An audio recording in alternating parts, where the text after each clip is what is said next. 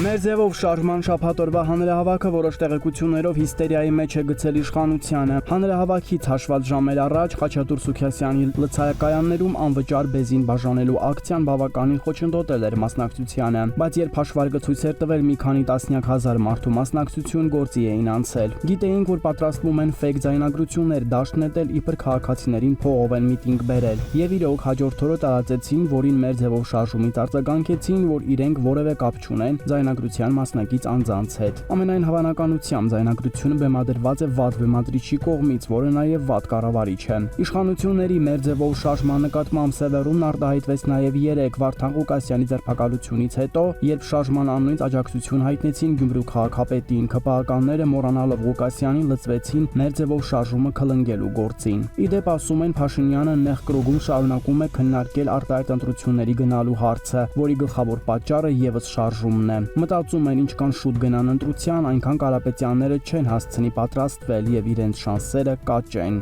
Գյումրու օպերացիային զուգահեռ ԿՊԱ-ական պաշտոնյաները բանուգործը թողած 3 սինխրոն գրառումներ էին անում Վարդան Ղուկասյանին որակելով թալանչի, կոռուպցիոներ, չսպասելով դատարանի որոշմանը, մոռանալով, որ Հայաստանը հռչակել են իրավական պետություն, եւ դա արվում էր ամենաբարձր մակարդակով։ ԱԺ փոխնախագահ Ռուբինյանն էր վարկյանը 1 ստատուս գրում, էկոնոմիկայի նախարար Գևորգ Պապոյանն էր տարերքի մեջ, այն դեպքում, երբ քանի օր է բեռնատարների վարորդները բողոքի ցույցեր են անում, պահանջելով, որ Ռուսաստան մուտքի արգելքները հաղթահարվեն։ Նախարար Արսեն Թորոսյանը, ԿՊԱ-ական Մատյան Գունդը, անգամ հեծինքնահռչակ կառավարիչ Ռոմանոս Պետրոսյանն էին ստատուսներ գրում։ Վարդանի օպերացիային մեզ հասած տեղեկություններով նաև արցախցիներ են մասնակցել։ Հակակոռուպցիոն կոմիտեի օբերներից մեկը Ոմն Ագրիքորյանը Արցախում հայտնի Չոլկամա կանոնով զինվորականի Արարատ Մելքումյանի փեսան է։ Նա նաև ԱԱԾ փոխտնօրեն է եղել։ 44-օրյայի ժամանակ Մարտունու ինքնապաշտպանությանն է մասնակցել։